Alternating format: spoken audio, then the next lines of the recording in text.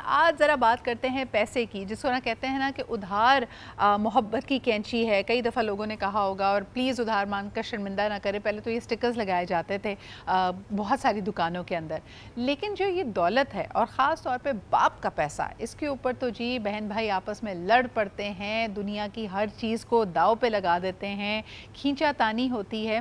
मुझे ऐसा लगता है कि दौलत कभी ना कभी आपको तकलीफ़ ज़रूर देती है। आप पूरी ज़िंदगी गुजार देते हैं उसको इकट्ठा करने के लिए। कहीं ना कहीं सोच वालिदैन की ये होती है कि इसकी वजह से उनके बच्चों का मुस्तकबिल सिक्योर होगा, लेकिन या तो आपके ही बच्चे उसके हुसूल के लिए आपस में लड़ पड़ते हैं या फिर दूसरे रिश्तेदार कूद पड़ते हैं इसके अंदर। ऐसा लगता है कि हर तरफ गिद्ध मौजूद हैं जो आपका माल खाना चाहते हैं। अब ऐसी सिचुएशन में हम किस तरह अपने माल को सिक्योर करें, किस तरह बच्चों में, अपनी ही औलाद में ये रवादारी, ये तरबियत पैदा करें कि पैसे से ज़्यादा उसमें उनको रिश्तों की अहमियत का एहसास हो। बड़ी इंटरेस्टिंग इसके बारे में स्टडीज़ की गई और ये देखने में आया कि तमाम तर विरासत और इनहेरिटेंस के लॉज होने के बावजूद अक्सर ख़वातीन अपने वालिदैन की विरासत में हिस्सा नहीं मांगती। उनको कहीं ना कहीं लगता है कि वहाँ पे एक लॉपसाइडेड अंडरस्टैंडिंग ये है कि मेरे भाई मेरा बहुत बड़ा सरमाया है, ज़िंदगी की कोई भी ऊंच नीच में मुझे उनके साथ की ज़रूरत पड़ेगी और मैं अपने भाइयों से पैसे का या अपने हिस्से का तकाज़ा नहीं कर सकती, क्योंकि अगर ऐसा किया तो फिर भाई को कहीं ना कहीं लगेगा कि मेरी बहन पैसे को ज़्यादा अहम गर्दानती है। और दूसरी तरफ देखने में ये भी आया है कि अगर आपकी बहन का जो ससुराल है या बहन की शादी किसी बहुत ही लालची ख़ानदान में हो जाए, तो वो फिर आपको पुश करते हैं, बहन की ख्वाहिश खुद हो ना हो लेकिन उसके हक की दुहाई देकर या उसको ये थ्रेटन करके कि तुम्हारा अपना घर बर्बाद हो जाएगा, उससे पैसा लाने की और अपना हिस्सा मांगने की मांग करते हैं। देखने में अक्सर ये भी आया, बड़ी तकलीफ़देह बात है कि वालिदैन में से एक की आंख बंद होती नहीं है कि तमाम बच्चे और तमाम बहन भाई आपस में विरासत के लिए लड़ना झगड़ना शुरू कर देते हैं। सहल तरीका क्या है, आसान तरीका क्या है इन मामलात को हल करने का, और सबसे बढ़कर ये कि वालिदैन रवादारी और मसावात कैसे कायम करें। अगर आपके 3 बच्चे हैं और आपके पास कुछ सरमाया है, अक्सर देखने में ये आया है कि जो फर्स्ट बॉर्न है, जो सबसे बड़ी औलाद है, उसको पैसा फ़ौरन दे दिया जाता है या वो पहले एक्सपेरिमेंट कर लेता है, उसने नफ़ा या नुकसान कर दिया, उसको कॉन्फिडेंट भी अपना समझा जाता है। जो मिडिल चाइल्ड और जो लास्ट चाइल्ड होता है उसका हक और उसको इस तरह की फ़ाइनेंशियल सपोर्ट कम ही मिलती है। आइए ज़रा इस पे बात करते हैं। अच्छा जी, हमारे पास एक ज़बरदस्त पैनल है। फ़र्स्ट एंड फॉरमोस्ट जी शबिस्ता बख्तियार हमारे साथ मौजूद हैं, जो कि CEO हैं लर्निंग हब की। Thank you very much for being here. Arif Siddiqui साहब हमारे साथ मौजूद हैं, मुख्तलिफ इसी तरह का कंटेंट बनाते हैं, मोटिवेशनल टॉपिक्स को लेके आते हैं। शुक्रिया आपका भी। Last but definitely not the least, माहिर नफ्सियात ज़ारा वास्ती भी हमारे साथ मौजूद है। बहुत शुक्रिया। सबसे पहले अगर ज़ारा आपसे शुरुआत करूँ, मुझे बताएँ कि लालच क्या एक फितरी कैरेक्टरिस्टिक है? हर इंसान के अंदर ग्रीड, लालच, पैसे को इकट्ठा करना, पैसा मांगना, पैसे के ऊपर काबिज हो जाना, क्या ये हिस्स मौजूद है? अस्सलाम वालेकुम Chitra, and thank you so much for inviting me here. आज का टॉपिक बड़ा ही इंटरेस्टिंग है, और जैसे कि आपने कहा जो लालच का वर्ड है, क्या ये इंसान की फितरत में शामिल है? तो इसके लिए सबसे पहले साइकोलॉजी की रूह से अंडरस्टैंड करना ज़रूरी है, ये ट्रेड्स बिल्डअप कैसे और क्यों होते हैं। जी। बच्चों के अंदर जब हम देखते हैं कि पैसे की ज़्यादा इम्पोर्टेंस है या चीज़ों की ज़्यादा इम्पोर्टेंस है, उसके लिए समझना ज़रूरी है कि पेरेंट्स ने इन्वायरमेंट कैसा दिया हुआ है। सही। अगर हम डेवलपमेंटल साइकोलॉजी एक एरिया ऑफ साइकोलॉजी है, उसके पर्सपेक्टिव से अगर इस चीज़ को अंडरस्टैंड करें, बच्चे सीखते हैं अपनी इन्वायरमेंट से, ना चाहते हुए भी वो ऑब्जर्वेशन और इमिटेशन से सीखते हैं। किड्स आर लाइक स्पंजेस, उनके ब्रेन्स बिल्कुल बचपन में स्पंजेस की तरह होते हैं। तो अगर इन्वायरमेंट में उनको चीज़ें प्रोवाइड की जा रही है, अगर पेरेंट्स के लिए पैसा इज़ वेरी इंपॉर्टेंट, बचपन से इस चीज़ के ऊपर फोकस है, चीज़ें, पैसा and resources, that is something हम बच्चों में इंस्टिल करते हैं। बच्चे की ज़िंदगी के फर्स्ट 4 years, कुछ साइकोलॉजिस्ट कहते हैं first 10 years are the most crucial times of their development. उनकी पर्सनैलिटी उसी दौरान डेवलप भी हो रही होती है, और वो खामोशी से अपने इर्द गिर्द इन्वायरमेंट में चीज़ों को देख के बहुत कुछ लर्न भी कर सकते हैं। सही। तो हाँ, अगर माँ बाप के दिल में पैसे की बहुत मोहब्बत है या चीज़ों की मटेरियलिस्टिक वैल्यू बहुत ज़्यादा है, तो of course the kids will have that perspective कि यही ज़िंदगी गुजारने के लिए एसेंशियल्स है। सही। एक, बिल्कुल सही। एक और लेकिन जी। लालच, मैं अक्सर इस बात पे इसलिए भी थोड़ा सा कंफ्यूज हो जाती हूँ, और शबिस्ता ये मैं सवाल आपके पास लेके आऊँगी कि एक ही घर, एक ही इन्वायरमेंट में बड़े होने वाले लोग, आप अक्सर देखेंगे कि एक बहन या भाई पैसे की इतनी ज़्यादा कदर नहीं करता, बहुत उसका हाथ खुला है, जेनरस है, और दूसरी तरफ दूसरा भाई या दूसरा बहन बहुत ज़्यादा पैसे को लेके उसका दिल भी तंग होगा, हाथ भी तंग होगा। तो एक ही घर के अंदर पैसे को लेके दो इतने अलग अलग आपके आउटलुक्स और पर्सपेक्टिव्स कैसे हो सकते हैं?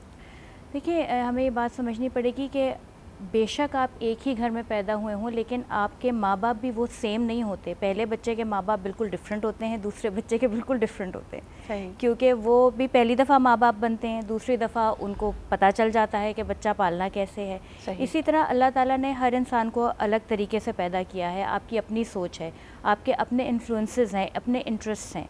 तो ये ट्विन्स भी जो है वो आप कहें कि बिल्कुल सिमिलर नहीं होते आदतों में। अगर शक्ल सेम होगी, आदतें डिफरेंट होंगी।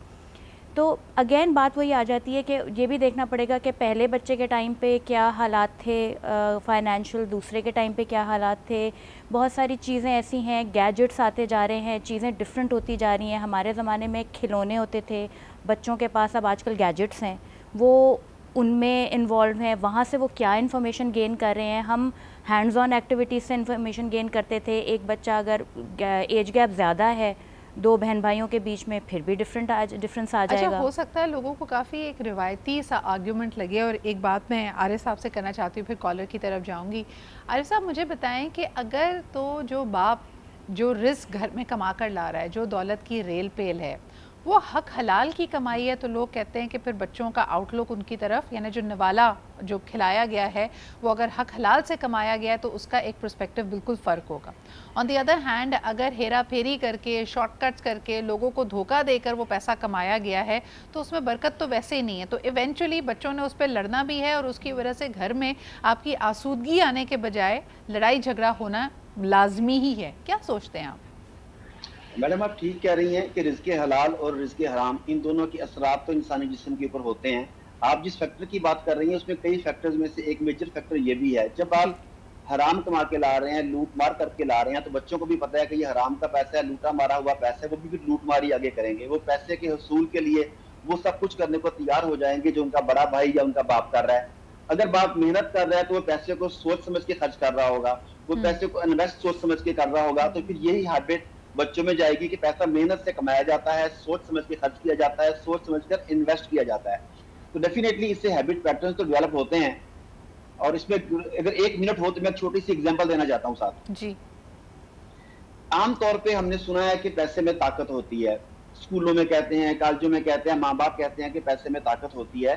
तो ऐसे ही एक आदमी ने सुना कि पैसे में बहुत ताकत होती है, तो वो ताकतवर बनना चाहता था। उसने थोड़े थोड़े पैसे जमा करने शुरू किए। जब बहुत सारे पैसे हो गए तो उसने उसे गड्ढे में दफना दिया और रोजाना उसके ऊपर कुर्सी रखकर बैठे और उस ताकत को एंजॉय करे। एक चोर ने ये मामला देखा, उसे शक हुआ। एक दिन उसके जाने के बाद उसने गड्ढा खोदा तो सारा खजाना लेके चला गया। अगले दिन वो आदमी आया, खुदा हुआ गड्ढा देखा तो बहुत रोने पीटने लगा, चीखने लगा। एक अक्लमंद आदमी वहां से गुजरा, उसने मामला पूछा तो उसने बताया कि मेरे सालों की कमाई लुट गई जो मैंने ताकतवर होने के लिए इकट्ठी की थी। उस आदमी ने कहा ये तो कोई मसला नहीं है, मैं तुम्हारा मसला हल कर दूंगा, तुम कल दोबारा आ जाओ। वो आदमी दोबारा आया, उस अक्लमंद आदमी ने एक बहुत बड़ा पत्थर दिया, कहता है इसे इस गड्ढे में दबा दो। उसने दबा दिया, कहता है तुम्हारा मसला हल हो गया। वो कहता है कैसे? कहता है कि तुम सोच लो कि यही तुम्हारे पैसे हैं। वो कहता है ये तो मेरे पैसे नहीं है। तो आदमी कहता है कि दरअसल ताकत पैसे में नहीं, पैसे के दुरुस्त इस्तेमाल में होती है। तुम्हारा दफन किया हुआ पैसा इसी पत्थर के बराबर था। हमें बच्चों को, बड़ों को, सबको बताना चाहिए कि पैसे में ताकत है इसके दुरुस्त इस्तेमाल की वजह से। बिल्कुल। और ख़ास तौर पे आप उसका इस्तेमाल कैसे करते हैं? किसी कार खैर में करते हैं, अपने लिए मल्टीप्लाई करने के लिए करते हैं। अंग्रेज़ी में एक कहावत है कि money is a bad master but a great slave, यानी अगर आपने पैसे को अपना खुदा बना लिया है और आप उसके ज़्यादा से ज़्यादा हुसूल में, ज़्यादा से ज़्यादा जमा करने में लग गए तो आपके लिए प्रॉब्लम्स होंगी। लेकिन अगर आपने उसको एक स्लेव के तौर पे ट्रीट किया और उससे मज़ीद काम लिया, उसको काम पे लगाया, तो आपको एक जहनी सुकून भी होगा, आप रिस्क भी ले सकेंगे और मोस्ट प्रोबेबली आपके पैसे मल्टीप्लाई भी होंगे। एक कॉलर हमारे साथ हैं, उनकी बात सुनते हैं। हेलो जी, अस्सलाम वालेकुम। बिस्मिल्लाहिर्रहमानिर्रहीम। अस्सलाम वालेकुम। ख्वाजा शाहिद बात कर रहा था। जी शाहिद साहब, आपने खुद ही अपनी ज़ुबान से सब बातें बता दी। हराम का पैसा, हराम में बिल्कुल 1000% सही बात फरमाई है। हलाल के पैसे में बहुत बरकत होती है, हराम में बिल्कुल बरकत नहीं होती। और माँ बाप का पैसा जो होता है लड़की को एक आना मिलता है, बेटे को 2 आने मिलते हैं। ये शरीयत हमारा हुक्म है। बाकी माँ बाप ने हलाल कमाएंगे, बेटे को इसको परेशानी नहीं होगी, रात को नींद बड़ी जल्दी आ जाएगी। हराम वाले को 24 घंटे परेशानी रहेगी, वो कभी सुकून में नहीं रहेगा। अल्लाह ताला के हिसाब है दुनिया में पैसा बढ़ाना कोई। शाहिद साहब बहुत बहुत शुक्रिया, बड़ी ज़बरदस्त बात आप हमेशा करते हैं। Thank you very much for calling in. एक छोटा सा ब्रेक लेते हैं, वापस आएंगे। ख़वातीन का पर्सपेक्टिव, हमारे यहाँ ख़वातीन को बचपन से ही बता दिया जाता है कि माल दौलत लेन देन के मामलात में वो अच्छी नहीं है, और इसी अभाम के साथ, इसी थॉट प्रोसेस के साथ वो इस दुनिया में ऑपरेट करी है। यहाँ तक कि वो ख़वातीन जिनके पास बड़ी इनहेरिटेंस है, जिनके पास अपना वो पैसा कमाती हैं, वो भी मनी मैनेजमेंट बेहतर नहीं कर सकती। उमूमन देखा यह गया है कि अगर आप एक वेल्दी फैमिली को बिलोंग करती हैं तो आपके बिहाफ पर कोई मेल फैमिली मेम्बर आपके पैसे को, आपकी विरासत को, उसको लुक आफ्टर कर रहा होता है, मैनेज कर रहा होता है, और उसकी वजह से कई दफ़ा धोखा खाने के चांसेस भी बढ़ जाते हैं। अच्छा जी, सबसे पहले बात कर रहे हैं ख़वातीन की इनहेरिटेंस की। क्यों ख़वातीन अपने बाप की जायदाद में, अपनी विरासत में अपना हक नहीं मानती? उनको क्यों लगता है कि अगर वो ऐसा मुतालबा करेंगी तो दुनिया उनको लालची समझेगी, उनको समझेगी कि वह एहसान फरामोश हैं, उनको अपने भाइयों से क़त्ए ताल्लुक़ होना पड़ेगा। भाई इस बात पे बुरा मना लेते हैं कि भाई मैं लुक आफ्टर कर रहा हूँ ना, अगर तुम्हें कभी कोई ज़रूरत पड़ी, they want to continue reaping the benefits, जो भी उसका बेनिफिट बनता है। कि जी लेन देन का मामला है, कीमत भी लगाई है, बाप का घर अगर बेचना भी है तो वो तमाम डिसीजंस भाई ले लेते हैं। बहनों को सिर्फ उसके बाद एक औने पौने एक कच्ची रसीद बना के दे दी जाती है कि देखो इतने मिले थे, इतना तुम्हारा हिस्सा बनता है, ये लो, अल्लाह अल्लाह खैर से अल्लाह। उसमें भी कुछ एडजस्टमेंट हो जाती है कि जी फ़लाने टाइम पे तुमने मेरे वो पैसे लेने थे, वो देने थे, अब इसमें ये कटा है, वो कटा है, और उसके बाद रीएडजस्ट करके पैसे दिए जाते हैं। Why is it that women don't ask for their inheritance? एक कॉलर है, सबसे पहले उन्हीं से ये सवाल कर लेते हैं। हेलो, अस्सलाम वालेकुम। मैडम जी वालेकुम अस्सलाम। कौन साहिबा, कहाँ से बात कर रही हैं? मैडम मैं जिया बात कर रही हूँ। आप कैसी हैं? कराची से बात कर रही हूँ। आप कैसी हैं? मैं बिल्कुल ठीक ठाक। क्या कहेंगी आज के मौजू पे और मेरे सवाल के ऊपर? जी मैडम, आपका मौजू बहुत अच्छा है। मैंने देखती हूँ आपके हर जो भी टॉपिक्स आप करती हैं बेहतरीन करती हैं। आपका प्रोग्राम भी मुझे बहुत अच्छा लगता है, और आप खुद भी बहुत ज़्यादा प्यारी है। Thank you very much for that. जी बताइए, मुझे बताएं, ख़वातीन अपने वालिद की या ख़ानदानी विरासत में अपना हिस्सा क्यों नहीं मांगती? क्योंकि मैडम वो इसलिए भी नहीं मांगती कि एक तो बात ये है कि वो कहती हैं कि जो पड़ा है, माँ बाप जिंदा है, उनके लिए सबसे बड़ी विरासत तो ये माँ बाप ही है। सही। और ये दूसरी बात ये है कि अगर माँ बाप अपनी खुशी से औलाद को दे दें तो वो भी उनके लिए गनीमत होती है, ना दें तब भी वो लोग इसी बात को करती हैं कि अल्लाह का शुक्र है, हमारी दौलत जिंदगी सब कुछ इन्हीं के नाम से, ये जिंदा रहे, हमें जिंदगी में कुछ नहीं चाहिए। बिल्कुल सही है। अच्छा, और अगर खुदा ना खासा किसी खातून, किसी लड़की का ससुराल बहुत लालची हो और उस पर दबाव डाल रहा हो कि जाओ अपनी विरासत में हिस्सा मांग कर लाओ, देखो तुम्हारे मियाँ के कारोबार में नुकसान हो गया, पैसे की ज़रूरत है, उनसे कहो बंदोबस्त करके दें, ऐसी सूरत हाल में खातून को क्या करना चाहिए? मैडम मैं जहाँ तक समझती हूँ, ये लालची लोगों में अव्वल तो शादी करनी नहीं चाहिए थी, ठीक है? क्योंकि शादी जो होती है ना, ये दो खानदानों का एक मिलाप है। आप पहले देखें उसको, आपके अंदर क्या है, ऐसा क्या अच्छा लगा कि आप उसकी लाइफ भाई आपके बंगले अच्छे लगे ना, पता था अब्बा के पास बंगले हैं, फैक्ट्रियां, यही अच्छा लगा, शादी कर ली आपसे? नहीं वो ठीक है, वो पहले उससे बात क्लियर करती, कहती कि मुझसे शादी करनी है, अगर आपको मैं पसंद हूँ और आप समझती हैं कि आप मेरे लायक हैं और मैं आपके लायक हूँ, आपकी फैमिली के, तो एक काम करते हैं, आप ऐसा करें, मुझे है ना मेरी प्रॉपर्टी के बगैर मुझे सेट करें। बिल्कुल सही, बहुत बहुत शुक्रिया फॉर दैट पर्सपेक्टिव। लेकिन अब तो फंस गए, अब तो हो गया, फिर क्या करें? आरिफ साहब आप क्या कहेंगे, क्या करना चाहिए किसी भी ऐसी खातून को जो इस वक्त हमारा प्रोग्राम देख रही हैं, उनके ऊपर उनके शौहर या ससुराल की तरफ से दबाव है कि अपनी विरासत में से हिस्सा लेकर आओ, तुम्हारा हक बनता है, क्या करना चाहिए ऐसी खातून को? मैडम दो चीजें, एक तो भी जो कॉलर बता रही थी कि जिंदा वालिदैन की बात कर रही थी, तो विरासत तो होती ही बाप के मरने के बाद है। अच्छा, आपकी आवाज़ बहुत हल्की आ रही है, अगर वॉल्यूम थोड़ा बढ़ा दिया जाए। जी मैं ये कह रहा था, पहले भी कह रही थी, ये तो समझ रही थी कि वालिदैन जिंदा है तो वही कहती है, जबकि विरासत का तो ताल्लुक ही मरने के बाद है, मरने से पहले तो विरासत नहीं है, मरने के बाद विरासत है। पहली बात तो ये है।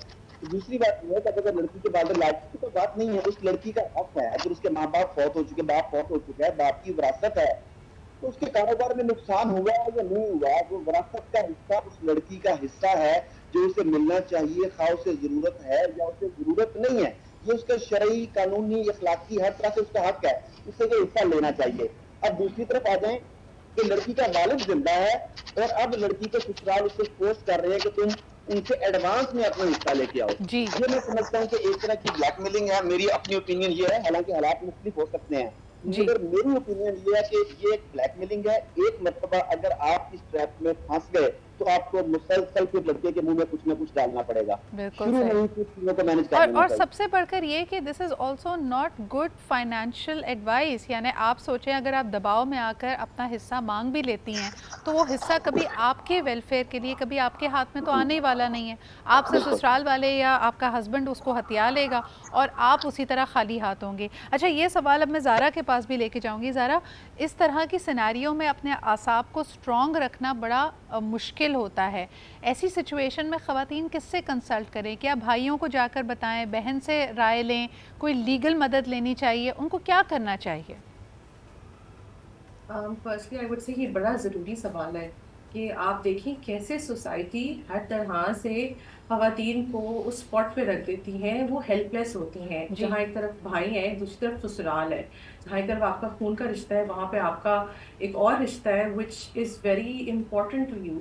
सो द सोशल नॉर्म्स कुछ ऐसे बन जाते हैं, ख़वातीन को स्पॉट पे रख देते हैं जहाँ वो हेल्पलेस है। एक को खुश करेंगी दूसरा नाराज़, दूसरे को खुश करेंगी तो पहला नाराज़।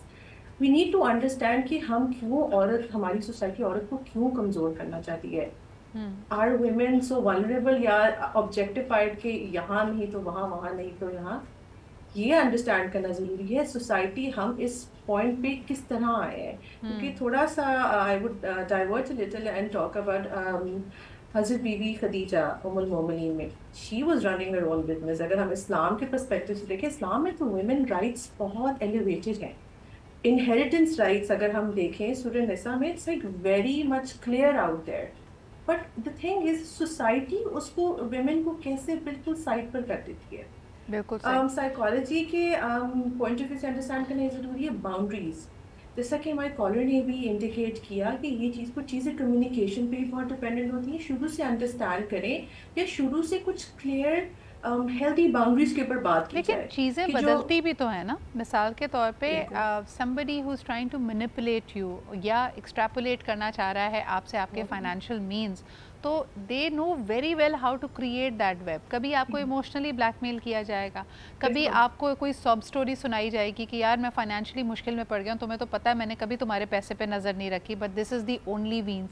शबिस्ता, ऐसी सिनेरियो में ख़वातीन, क्योंकि we are also known to be emotional creatures, हमारा दिल चाहता है कि हम कोई, अगर हमारा प्यारा किसी से हम मोहब्बत करते हैं, वो किसी तरह की मुश्किल में हो तो हम उसकी मदद कर सकें। ऐसी सिचुएशन सिर्फ हस्बैंड नहीं, आपके खूनी रिश्ते भी आपके साथ कर सकते हैं। भाई भी आपको कन्विंस कर सकते हैं कि देखो जी, जब वालिदैन बीमार थे तो मेरा बड़ा ख़र्चा हो गया, तो जाहिर सी बात है अब मैं वो पैसे कहाँ से करूँ, तो आई ओ दैट यू नो इनहेरिटेंस में वो पैसे मैं पहले लूँगा। कई कई तरह की हमारे यहाँ चालें चली जाती हैं, तो लोग किस तरह अपने आप को सेव करें? देखिए, आपको ये बात समझनी पड़ेगी कि you can not pour out of an empty vessel. अगर आपको किसी और के लिए भी कुछ करना है तो पहले आपको अपना बर्तन भरना पड़ेगा। सही। तो अगर आपको, ठीक है, ये तो फिर अगेन इंडिविजुअल पे डिपेंड करता है, आपको शौक़ है खाली हाथ रहने का तो आप रह लें, लेकिन ये समझना पड़ेगा हमारी ख़वातीन को कि इमोशनल, ठीक है, हम होती हैं, अल्लाह ताला ने हमें इस तरह का बनाया और वो बहुत ज़रूरी है, लेकिन फिर ये भी देखना पड़ेगा कि आगे मुकाबला किससे। अगर कोई आपको एक्सप्लॉइट कर रहा है तो ये आपकी रिस्पॉन्सिबिलिटी है कि आप एक्सप्लॉइट ना हो। इतनी समझ बूझ है। अब बहुत सारी चीज़ें हमारे माशरे में अब मौजूद हैं, हमारे पास ऐसे असिस्टेंट्स मौजूद है, वकील हैं, NGOs हैं। हम लोग यहाँ बैठे हुए क्यों बात कर रहे हैं? अच्छा, मुझे लगता है कि किसी की बातों में ना आए। अगर आपने कोई डिसीजन लेना भी है और आपको कोई भी रीज़न दे रहा है, कोई कह रहा है कि जी पैसा है, मुझे अभी पैसा दे दो, फलाना ढिमाका। देखें, हस्बैंड एंड वाइफ के बीच में भी आप चीज़ों को कॉन्ट्रैक्चुअल बना सकते हैं। अगर एक मियाँ अपनी बीवी से पैसे का तकाजा करता है तो उस तकाजे की नौयत क्या है, क्या वो उधार ले रहा है? और अगर आप बेशक समझती हैं कि आप उसको उधार देना चाहती हैं, उसकी लिखत पढ़त कीजिए कि चले, अगर मैंने अपनी इनहेरिटेंस के पैसे में से तुम्हें तुम्हारे कारोबार या किसी भी माली मुश्किल से निकालने के लिए पैसे दिए हैं तो ये पैसे वापस कब होंगे, या जिस माली कारोबार में आप ये उसको मदद कर रही हैं या बेल आउट कर रही हैं, क्या आपकी उसमें शराकत है, क्या कहीं ये लिखा गया है या नहीं। ये these are things which are very important. ये आप घर के किसी भी फैमिली मेम्बर के साथ कर सकते हैं, क्योंकि देखिए पैसा एक ऐसी चीज़ है जिसके लिए अनफॉर्चुनेटली लोग एक दूसरे को कत्ल भी कर देते हैं। एक छोटा सा ब्रेक लेते हैं, वापस आके ये बात भी करेंगे कि बूढ़े वालिदैन भी इमोशनली ब्लैकमेल हो रहे होते हैं। वो बाप जिसने ज़िंदगी भर पैसा जमा किया अपने बच्चों की ख्वाहिशों को पूरा करने के लिए, उनके मुस्तकबिल को सिक्योर करने के लिए, कई दफ़ा उसके लिए वे इलाके को लोग पसंद नहीं कर रहे होते कि जी बड़ा मिडिल क्लास इलाका है, बैकवर्ड इलाका है, चलें जी इस घर को बेचें, हमने कहीं और जाना है। उस वक्त भी किसी ना किसी बच्चे को अपने वालिदैन की वेलफेयर के लिए खड़ा होना पड़ेगा। अगर एक भाई ये क्लेम कर रहा है कि जी ये घर बेचने के बाद मैं आपको दूसरा घर ले दूंगा और हमारे हिस्से भी अलग हो जाएंगे, तो प्लीज़ मार्केट का रेट याद रखें और इन सारे वादों को कहीं ना कहीं कलम बंद कर लें, उसका कॉन्ट्रैक्ट बनाएं। अच्छा जी, हम ये भी बात कर रहे हैं कि बूढ़े वालिदैन भी अक्सर औकात ब्लैकमेल हो रहे होते हैं मुख्तलिफ़ तरीक़ों से, इमोशनली, फ़िज़िकली, कोअर्सिवली, कि अपनी जायदाद को वो बेचें और उसका जो हिस्सा है वो अपने बच्चों में बांट दें। और फिर सबसे बड़ी बात ये होती है कि जब आप अपना वो स्टांस छोड़ देते हैं, जब आप फाइनेंशियली वीक हो जाते हैं, आप ऑलरेडी पेंशनर हैं, आपके पास कोई एक्टिव इनकम नहीं है, तो फिर जो आपका हाल होता है ना, वो वाकई ड्रामों में, फ़िल्मों में जिस तरह आपको दिखाया जाता है कि आप बट रहे हैं। बड़ी एक इंटरेस्टिंग और तकलीफ़देह बात है, लोग कहते हैं कि वालिदैन 5 बच्चों को पाल लेते हैं, लेकिन 5 बच्चे भी मिलकर अपने वालिदैन का उनके बुढ़ापे में ख्याल नहीं रख पा रहे होते। तो this is a big big question mark. एक कॉलर हमारे साथ हैं, लेकिन ये सवाल मैं शबिस्ता की पास लेके आऊँगी। शबिस्ता, ख़ास तौर पे जो ख़वातीन हैं, कहते हैं ना कि मर्द ने ज़िंदगी में आपको सिक्योर किया, आपके नाम पे घर लेके दिया। अमूमन देखा जाता है कि बहुत सारी बेवा ख़वातीन जो उम्र रसीदा भी हैं, फिर अपने बच्चों की तरफ से उन पे पुश आ रहा होता है कि जायदाद को बेच दें, अम्मी आपने क्या करना है, आपने हमारे साथ रह देना है, हम आपको लुक आफ्टर कर लेंगे। कितना स्ट्रॉन्ग होना पड़ता है ख़ातून को उस वक्त? बहुत ज़्यादा। मेरा ख़्याल में अगर कोई एक कामयाब हो जाती है करने में तो बहुत ही कमाल खातून होंगी। हाँ। क्योंकि बच्चों से बड़ा ब्लैकमेलर एक औरत के लिए कोई नहीं होता। हाँ। आपके बच्चों के आगे औरतें सबसे पहले हार मानती हैं, और पता नहीं, शायद आई थिंक अलमिया है कह लें, जो भी आपने बात की, नहीं पाल पाते माँ बाप को, नहीं समझ पाते। बहुत मुश्किल काम है, बहुत मुश्किल। कहीं ना कहीं रियलिटी है, बहुत तल्ख हकीकत है। बिल्कुल सही, बिल्कुल सही। ज़ारा, आप क्या कहेंगी? मेरे ख़्याल में इसमें मर्द और औरत की तफरीक नहीं करते। अगर बूढ़ा शख्स है, अकेला है, उसको पता है कि वो अपनी वेलबींग के लिए, अपने लुक आफ्टर के लिए अपनी फैमिली पे डिपेंडेंट है, और उन पे प्रेशर हो कि जो भी उनकी विरासत है, जायदाद है, उसको बेच कर अपनी ज़िंदगी में ही हिस्से औलाद को दे दिए जाएँ, इस प्रेशर को विथस्टैंड कर पाते हैं लोग? बहुत मुश्किल है, बहुत मुश्किल है। लोग ऑन द आउटलुक शायद कर पाएँ, बट वो इंटरनली इस गम को इतना पाल लेते हैं that they develop illnesses, heart attacks, diabetes and so many other things. It's a very difficult place to be. But as a psychologist मैं इसका ज़रा थोड़ा सा बैकवर्ड लेके जाऊंगी अटैचमेंट थ्योरी के पर्सपेक्टिव से, जहाँ शुरू में सबसे पहले इंसान की ज़िंदगी में आती जो सबसे इम्पोर्टेंट बॉन्ड होता है, वो बच्चे का अपने पेरेंट्स के साथ बॉन्ड होता है। That is that one bond जो आपकी ज़िंदगी में आने वाले तमाम रिलेशनशिप्स के लिए फाउंडेशन ले करता है।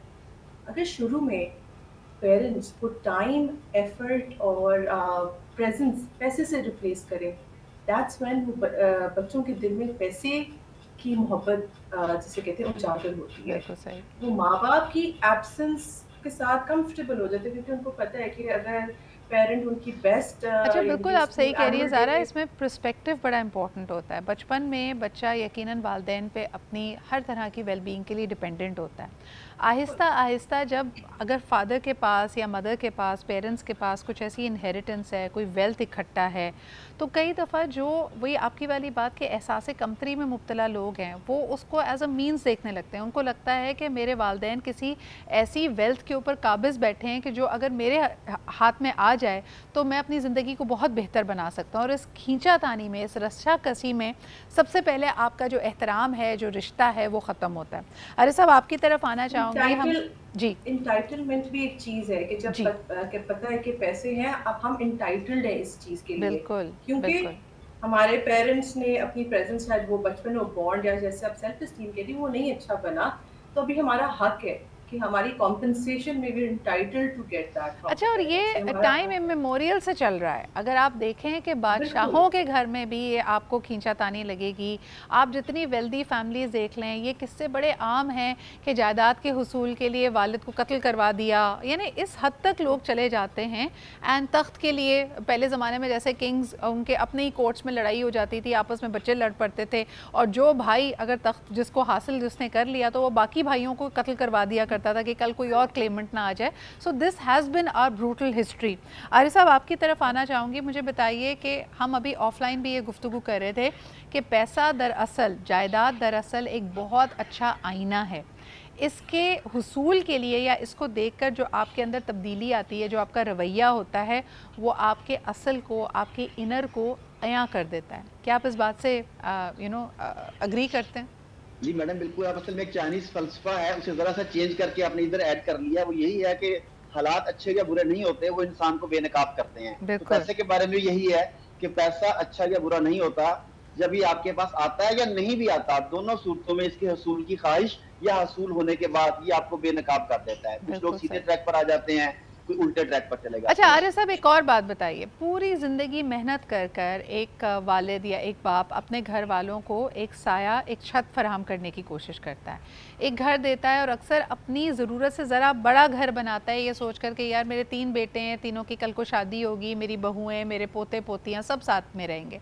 लेकिन जब ये मौका आता है तो वो बच्चे कभी उस घर में नहीं रहना चाहते। उनको या वो इलाका बुरा लगता है, वो घर छोटा लगता है, और सबकी ये ख्वाहिश होती है। बहुत खुशनसीब होते हैं वो वालिदैन भी जो एटलीस्ट उनके बच्चे इतना इंतज़ार कर लें कि वालिदैन की आंखें बंद होती हैं, तब भी पहला काम यही करते हैं कि उस घर को बेचते हैं। तो फिर हम पूरी ज़िंदगी लगाकर ये घर बनाते क्यों हैं?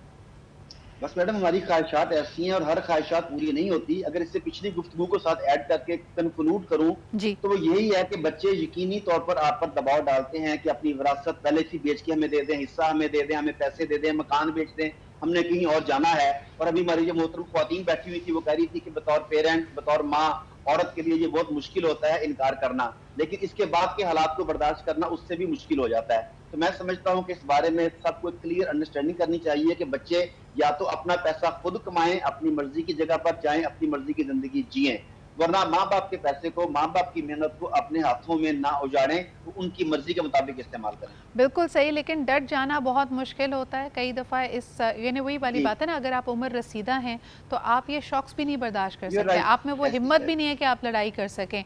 और मैंने कई जगह देखा है कि ऐसे उम्र रसीदा वालिदैन को जब तक ये बात मान नहीं जाते, इनको आइसोलेट कर दिया जाता है, इनको कमरों में बंद कर दिया जाता है, इनकी दवाइयाँ मिक्स कर दी जाती हैं, इनको अद्वियात और खुराक से दूर रखा जाता है। तो अल्लाह सबको हिदायत दे। अनफॉर्चुनेटली ये सारी हमारे इर्द गिर्द हो रहा है। एक और कॉलर हमारे साथ है, probably the last caller of the programme. आइए उनसे बात करते हैं। हेलो, अस्सलाम वालेकुम। वालेकुम सलाम, सिद्रा मलिक राशिद बोल रहा हूँ। क्या हाल है? बिल्कुल ठीक ठाक। राशिद साहब क्या कहेंगे? मैं भी आपका टॉपिक सुन रहा था।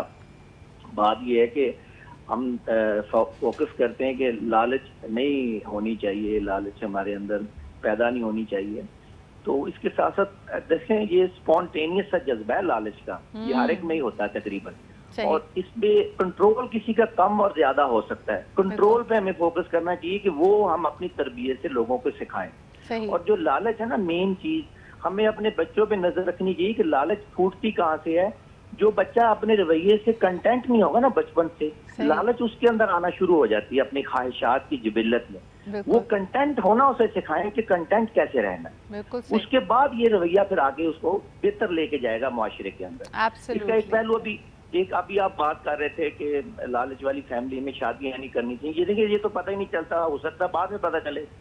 मेरा ये ख्याल है कि अगर इसका एक थोड़ा सेंस ऑफ ह्यूमर का एस्पेक्ट है कि अगर जैसे मियाँ बीवी का ही रिश्ता है, अगर वो एक दूसरे, अगर जैसे मियाँ को कोई लॉस हो जाता है तो वो बेचारा अगर कहीं। बिल्कुल सही राशिद साहब, अनफॉर्चुनेटली वक्त हमारे पास कम है। बहुत शुक्रिया आपके कॉल करने का। शबिस्ता, ज़ारा और आरिफ साहब, आपका भी बहुत शुक्रिया। देखिए जी, सबसे बड़ी इंपॉर्टेंट चीज़ है, अल्लाह ताला ने अगर आपको ये तौफीक, ये सलाहियत दी है कि आप अपने लिए पैसा, जायदाद, विरासत इकट्ठी कर सकें, लिखत पढ़त प्रॉपर उसकी ज़रूर करें, उसकी डॉक्यूमेंटेशन कम्प्लीट होनी चाहिए, आपके अपने कागजात, दस्तावेज़ात पूरे होने चाहिए।